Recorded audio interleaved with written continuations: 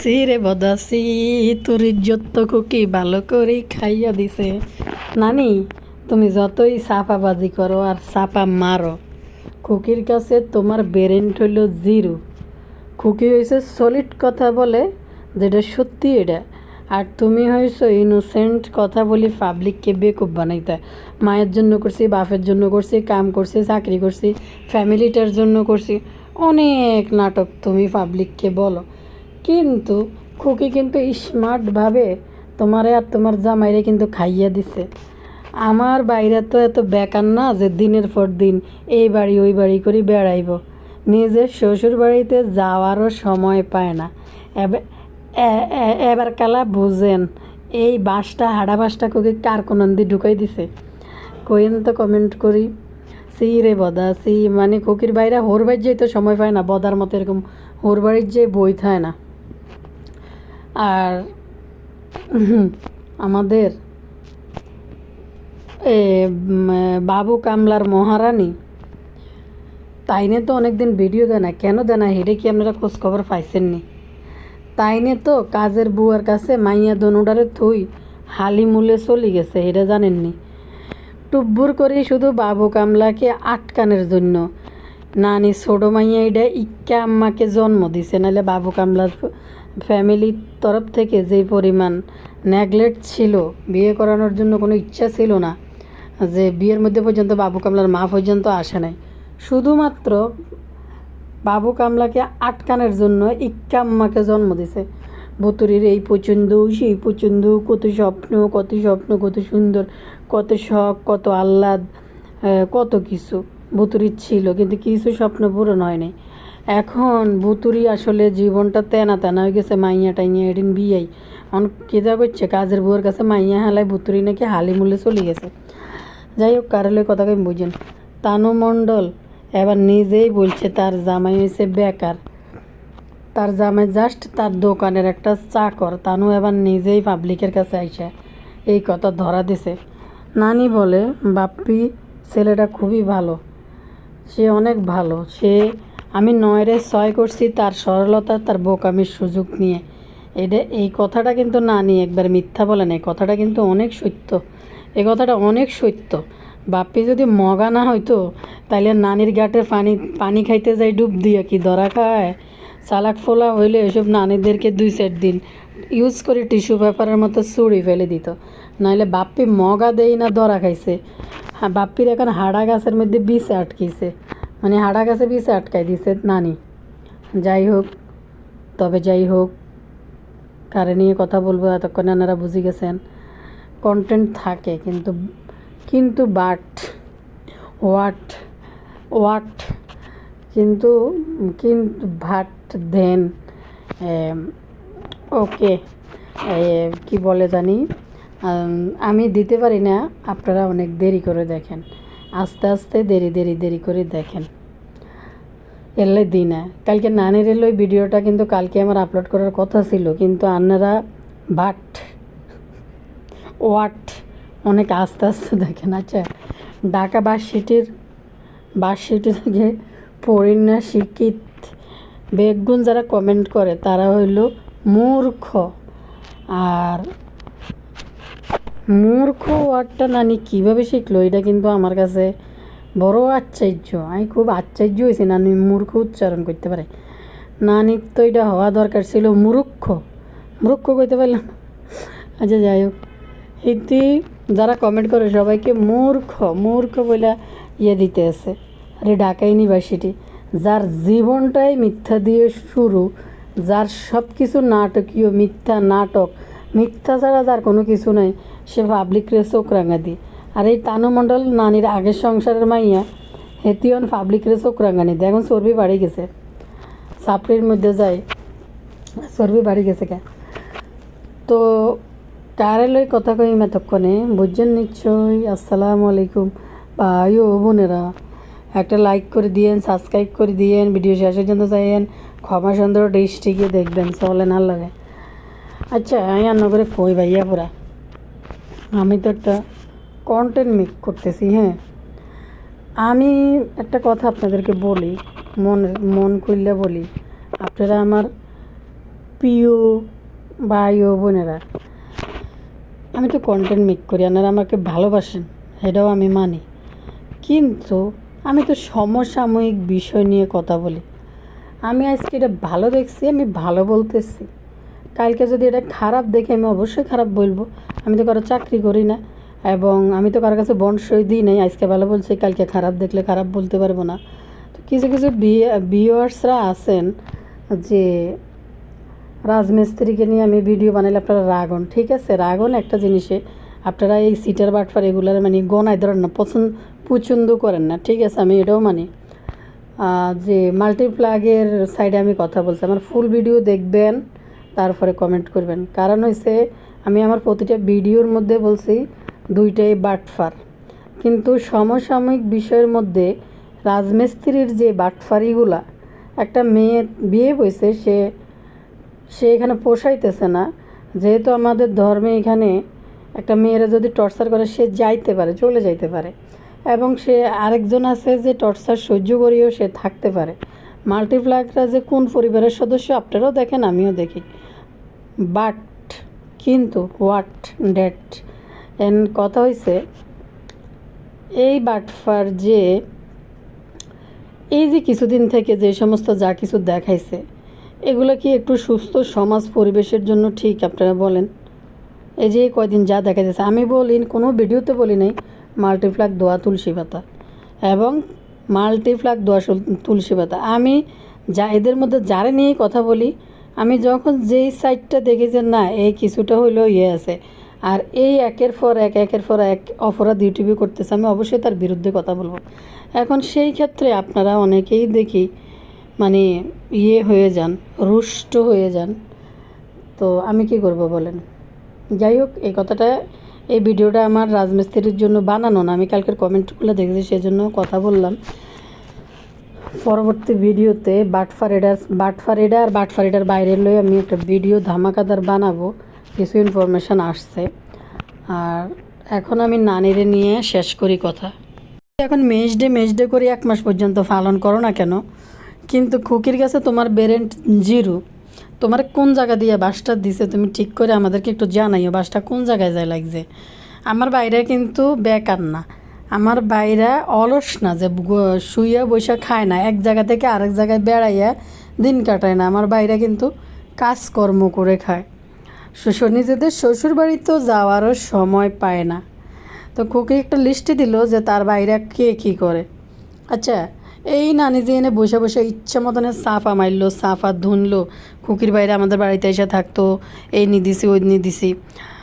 তো একটা জিনিস বলি, আমরা ইউটিউবে 7 বছর রানিং এরা, হ্যাঁ, আপনারা কি কোনো দিন দেখছেন এই যে খুকির বাড়িতে? আর এটা কি সম্ভব যে বোন বিয়ে দি বোনের বাড়িতে আই একটা মানে এরকমই ফোড়ে থাকা? এটা সম্ভব কোনোভাবে?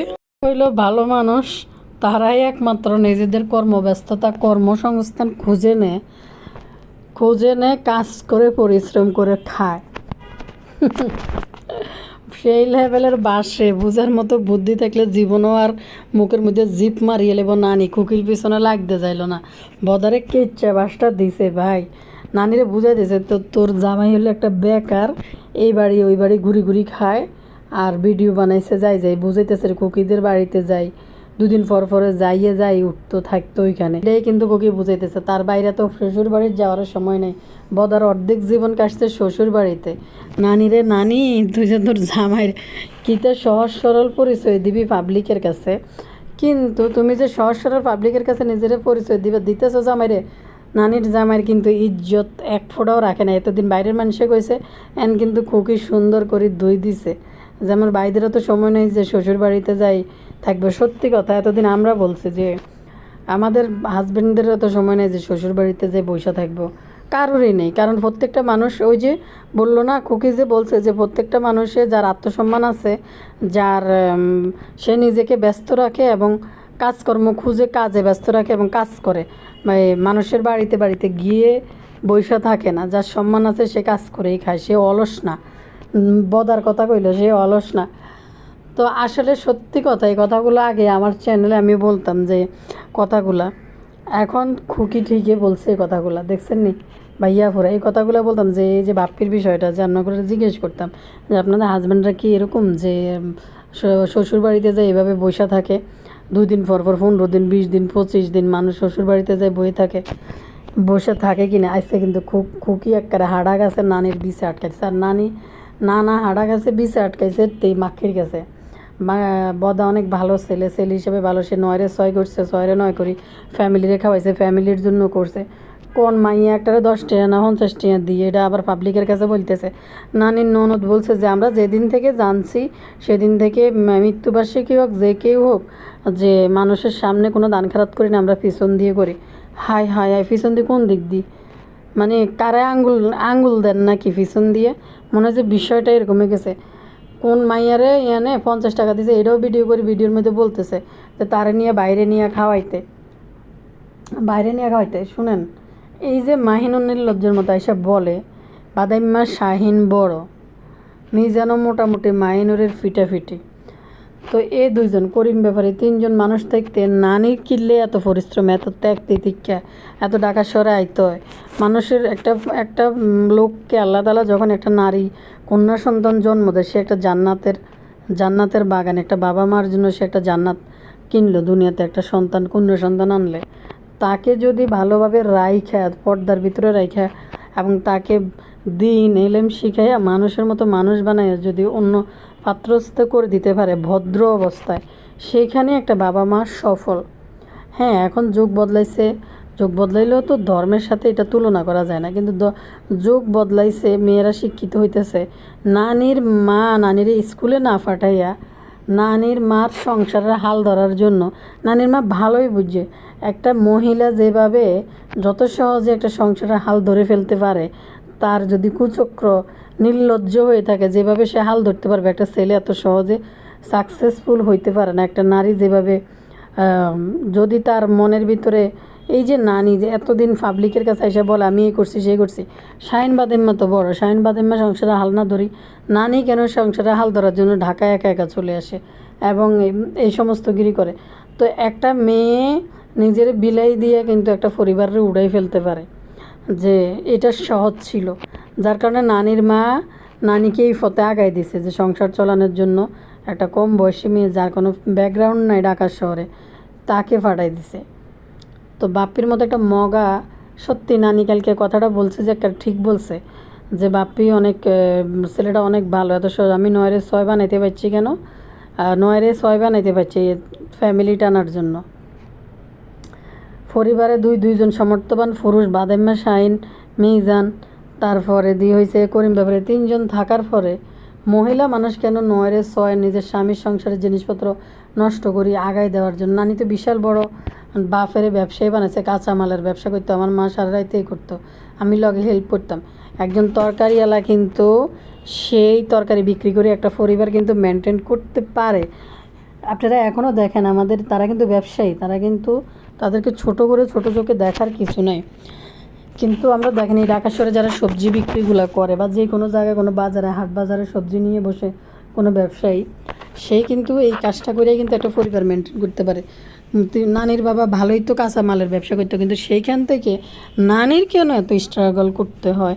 নানির মা বাবা কীভাবে নানিরে ছাড়ি দেয় বয়সের একটা যুবতী মাইয়ারে ঢাকা শহরে এই সংসারে হাল ধরার জন্য? পাবলিকের কাছে ইনোসেন্ট গল্প শুনাইতে আসো তুমি? তোমার মা বাপ কারোরই কোনো লজ্জা নাই, যেখানে একটা মেয়েরে বড় করি হেফাজত করে বিয়ে শাদি দিয়ে রাখা, সেখানে তোমার মা তোমার ঢাকা শহরে পাঠাই দিছে একা একা যাই লাং ধরো কাজ করো, বোনদেরকেও লাং ধরাই দাও, আবার পাবলিকের কাছে এসে এখানে ইনোসেন্ট বক্তৃতা দেওয়ার জন্য বসে যাও। মানে নানি বলতেছে, নানি কত বড় নিকৃষ্ট দেখেন। নানি কি বলতেছে যে তার ভাইয়ের বউ খারাপ হইলো তো, নন্দারা খারাপ হইলো তো, কোনো পরিবারের মধ্যে কি এরকম আছে? নন্দারা খারাপ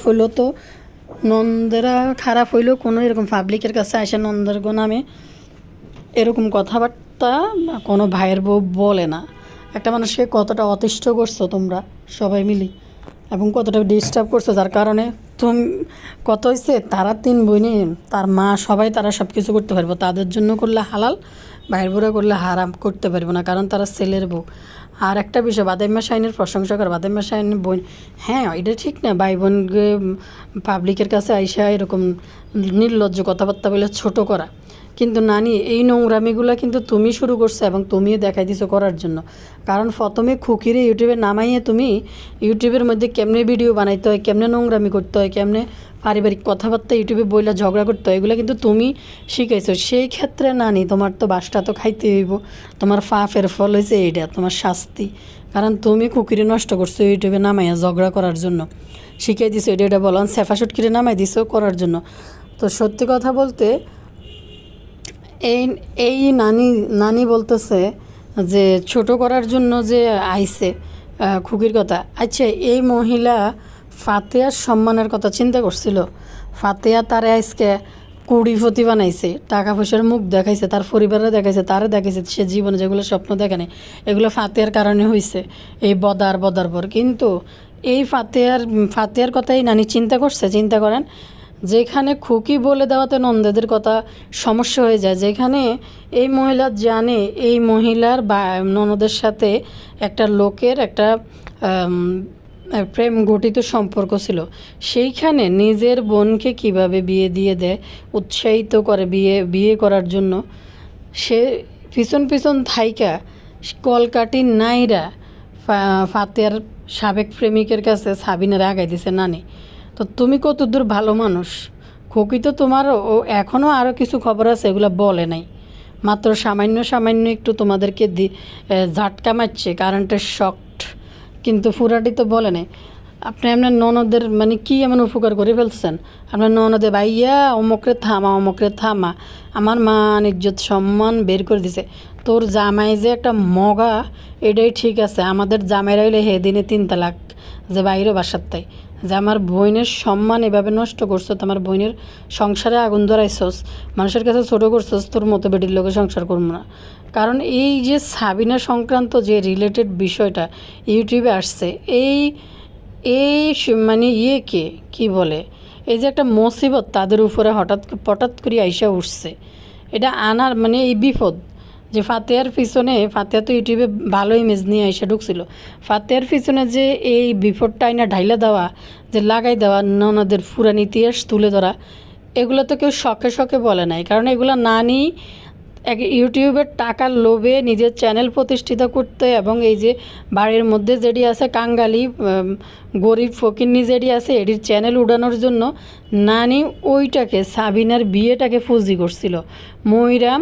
ময়রাম এবং সাবিনার পুরো বিষয়টাকে ফুজি করে, সাবিনার আগের হাজব্যান্ডের সাথে এই বিষয়টা ফুজি করে সে ইউটিউবে তার চ্যানেলটাকে সে তুলছে, এবং ময়রামকে ইউটিউবে সেই তার ফেস বেছে চ্যানেলটা তুলছে। তো এইখানে তুমি করলে, ওই যে কৃষ্ণ করলে লীলা খেলা, আর একজন করলে এটা ঠিক না, অপরাধ, সে ফাফি। আরেকজন যদি করে, কৃষ্ণজন করে, তখন ঠিক আছে। তো নানি গোপনে পিছন থেকে কত রকম ফাফ আমল নামা, হিতির কি পরিমাণ ভার, হিতি এগুলো সব উপস্থাপন করছে ইউটিউবের মধ্যে।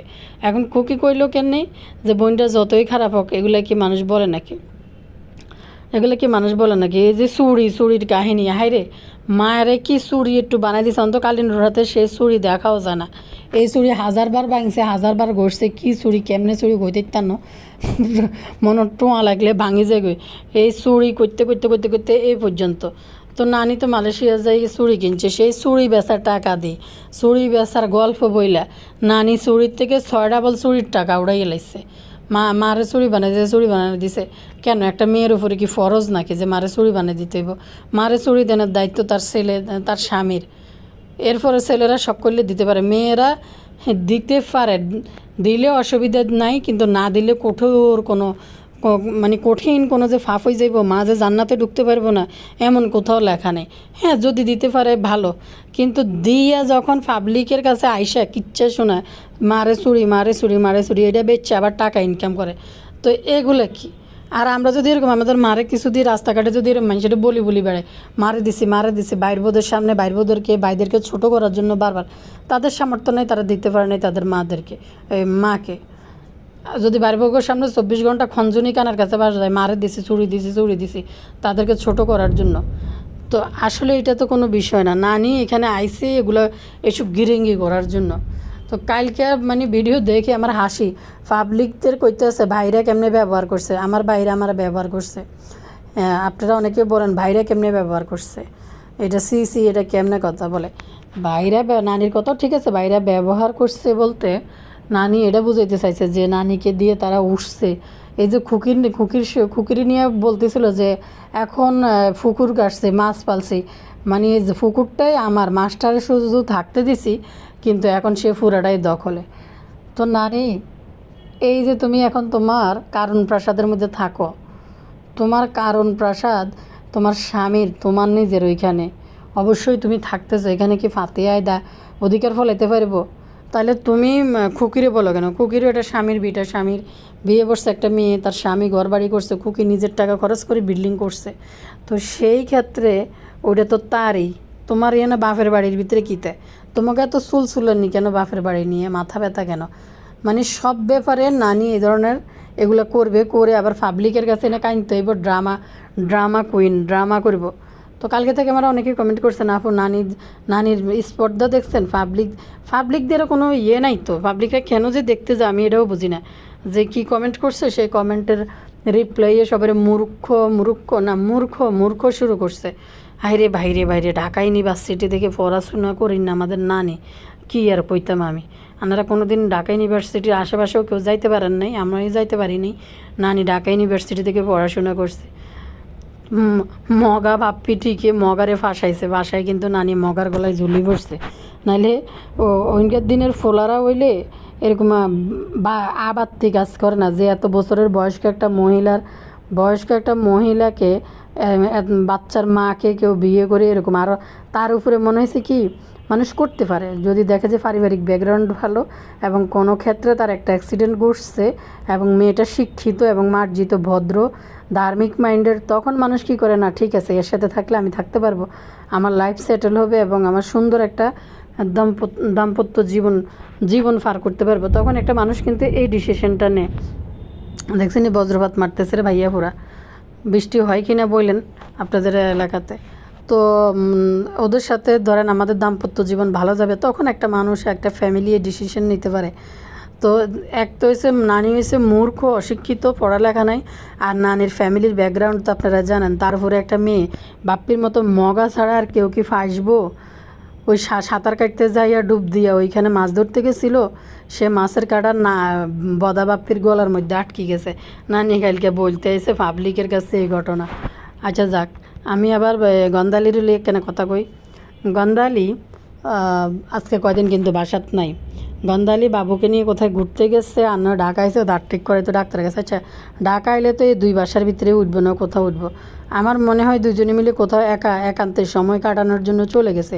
মাইয়া দুইটারে নিলে দুইটা তো বাবু কামলার জন্য তো এটা একটা বিপদ, একটা আতঙ্ক দিয়া। কারণ হয়েছে যেখানে বিয়ে করছে একটা বউ নিয়ে একটু রোমান্টিক সময় কাটাইবো, ইশকে লড়াইবো, মহাব্বত করবো, উমা মা তু 2 ঘন্টা পরে করবে এগুলা।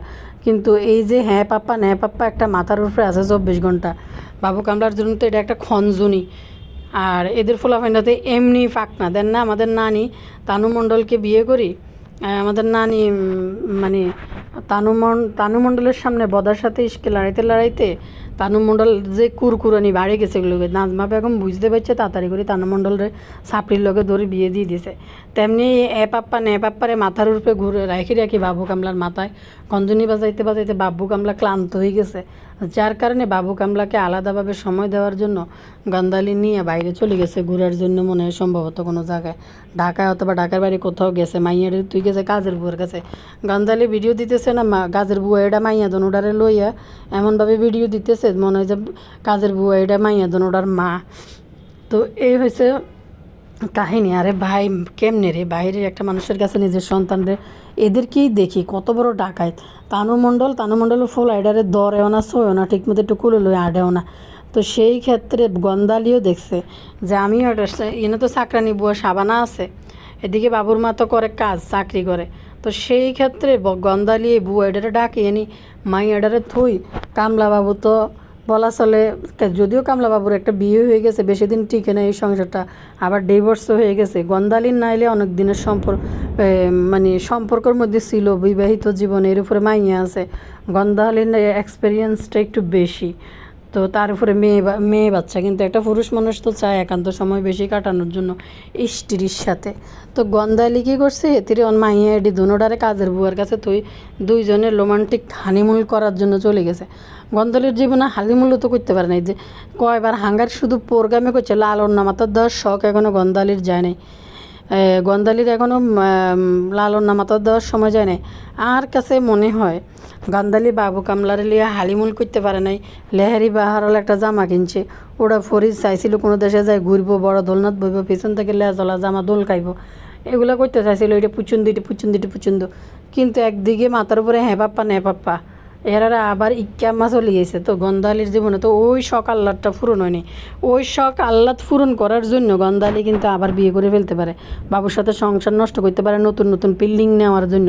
যার কারণে বাবু কামলার গন্ধালি যে ডিসিশন যেমনি কইবে এমনি তো শুনবো। মাগো আমাদের জামাই রইলে এই যে বাচ্চা তুই যাই কইব যে বেড়ানির গোষ্ঠী গিলেই বাচ্চার অযত্ন হইবে, বাচ্চার ইয়ে হবে, এটা জীবনও না। যাইলে সবাই একসাথে, আর না যাইলে নাই। বাচ্চা কারো কাছে রাইখা ভরসা কইরা, তাও কাজের বুয়ার কাছে। আর আমি নিজে মানে সত্যি কথা বলতে আফুরা, আমি নিজে তো পারতাম না, আমার মার কাছে থুইও তো আমি কোনো জায়গায় যেতে পারতাম না।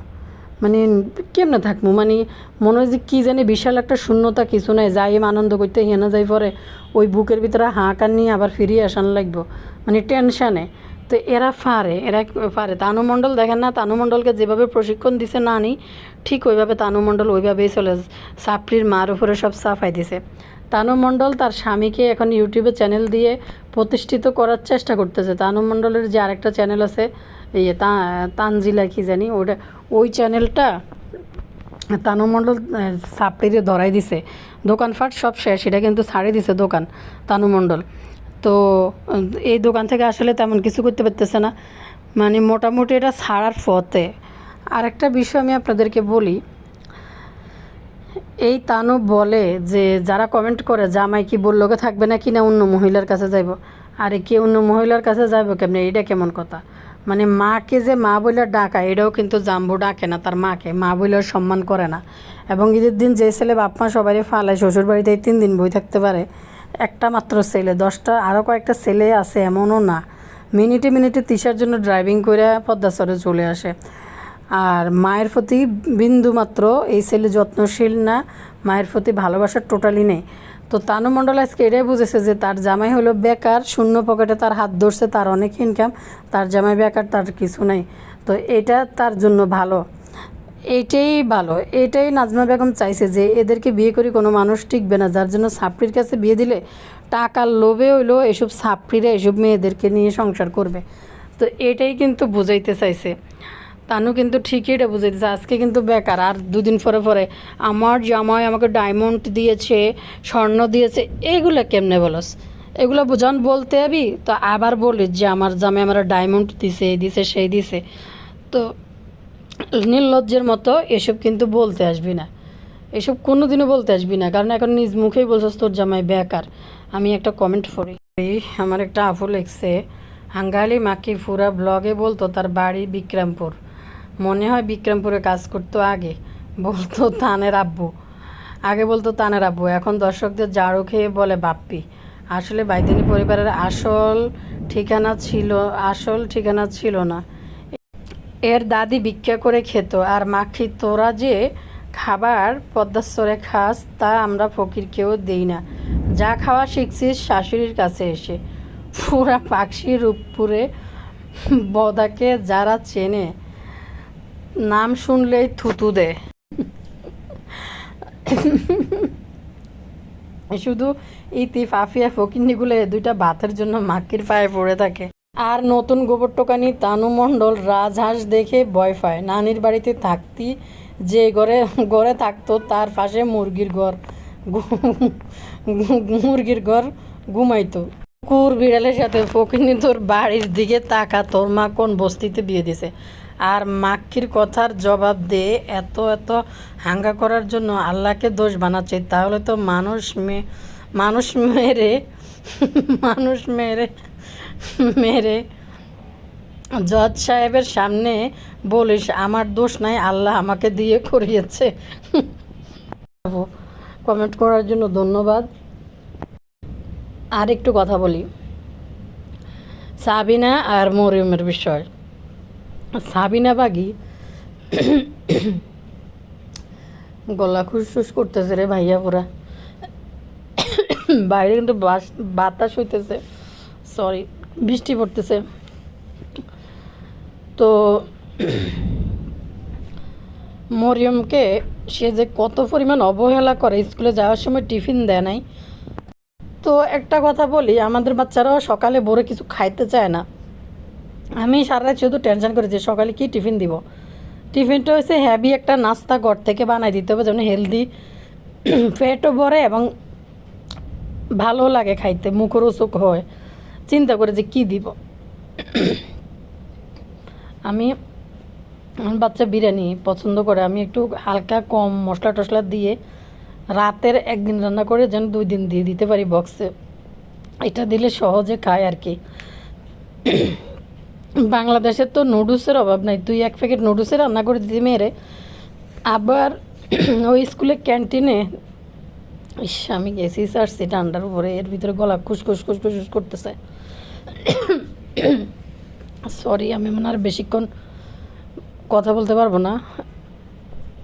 তো মরিয়মদের নাস্তা না দিয়ে সে বিদায় করছে, বলছে যে ওই বেনালারে বলছে যে কিনে দিতে, মানে তার চাচা, সে দেয় নাই। ওই মেয়ে খিদায় বাড়িতে এসে ছোটো বাচ্চার মতো